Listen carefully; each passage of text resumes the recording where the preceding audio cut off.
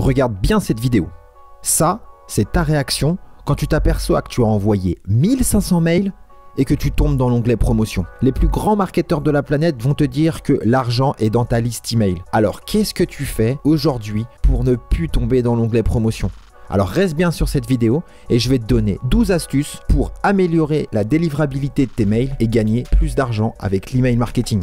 Donc installe-toi confortablement et on est parti pour 12 astuces pour ne plus tomber dans les spams. Astuce numéro 1, un nom de domaine pour ton adresse professionnelle. C'est indispensable d'avoir un nom de domaine pour son adresse professionnelle. Ce qu'on va éviter, c'est d'avoir une adresse mail genre gmail.com ou hotmail.fr. Les services qui vont envoyer des emails massivement, comme System.io, ce qu'on utilise, détectent ce genre d'adresse et les bannissent. On ne pourra pas envoyer des mails de manière massive avec ce genre d'adresse. Ce que je vous conseille, c'est d'utiliser un contact@mondomaine.com ou un Nicolas. Ça, c'est le top du top, un prénom @mondomaine.com. C'est plus personnalisé et c'est plus professionnel d'avoir ce genre de choses. On va éviter le contact. Astuce numéro 2, utiliser le moins d'images possible et le moins de gifs possible. On va alléger le mail le plus possible. Les filtres anti-spam n'arriveront pas à lire ton email et s'en débarrasseront. Tu finiras directement dans l'onglet promotion et c'est ce qu'on ne veut pas. Astuce numéro 2 donc, pour illustrer l'exemple que je viens de vous dire, j'ai pris 3 mails que j'ai reçus dans mon onglet promotion et ce qu'on peut voir, c'est qu'il y a beaucoup d'images, beaucoup de textes et sans doute beaucoup de liens. C'est le genre de mail qui tombe dans la boîte des spams directement. Astuce numéro 3, n'utilisez pas d'emoji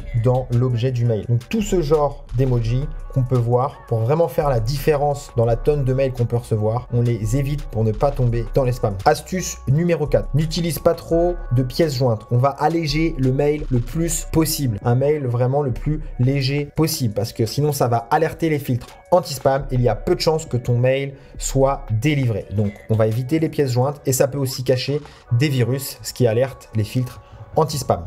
Astuce numéro 5, on va faire attention à ne pas mettre plus de 3 liens dans le corps du mail. Pas plus de 3 liens, 2 ou 3 liens dans le corps de ton mail et c'est nettement suffisant pour ne pas alerter les filtres. Astuce numéro 6, bannir certains mots trop marketing dans le corps de ton mail. Donc argent facile, gratuit, acheter, emprunt, promotion, solde, les insultes et les vulgarités, ça va alerter le filtre anti-spam et ton mail va directement tomber en promotion. Donc on va éviter ce genre de pratique et en plus ce n'est pas professionnel. Merci d'être arrivé jusqu'à cette astuce-là. Je pense que tu aimes bien mon contenu et tu dois absolument t'abonner à ma chaîne. Donc je te laisse 5 secondes pour t'abonner, activer la cloche des notifications et on continue pour l'astuce numéro 7. Astuce numéro 7, pose des questions à tes contacts pour qu'ils répondent à tes mails. C'est très important, ça va envoyer un signal positif pour tous les serveurs email. Ça veut dire qu'il y a un échange entre toi et ta communauté et tu as de grandes chances que le taux de délivrabilité de tes mails augmente quand beaucoup de gens répondent à tes questions. Astuce numéro 8, nettoie ta base email régulièrement. Les personnes qui ne lisent plus les mails depuis 3 mois, les bounce ou les désinscrits, il faut les retirer de son adresse mail pour augmenter son taux de délivrabilité et son taux d'ouverture pour envoyer des signaux positifs au serveur. Nous, on peut très facilement le faire avec System.io. On peut nettoyer ceux qui n'ont plus d'activité depuis une date en particulier pour les bounce ou pour les désinscrits. Astuce numéro 9, attention, envoie des emails qu'aux personnes à qui tu as demandé leur adresse mail. Uniquement aux personnes qui passent par tes pages de capture. C'est très important. Ne pas importer de liste email extérieure dans son autorépondeur. Ça, c'est à coup sûr un truc qui va complètement ruiner ton taux de délivrabilité et tu vas finir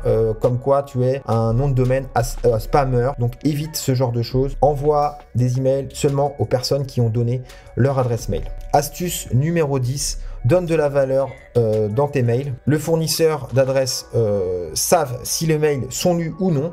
Donc, il faut apporter de la valeur dans ces emails. C'est extrêmement important.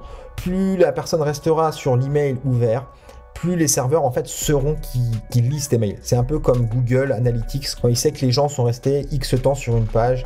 Donc ça veut dire que les gens lisent. Astuce numéro 11, alterne entre mail de valeur et mail de vente. Ne pas vendre dans tous les mails sous peine de tomber dans les spams.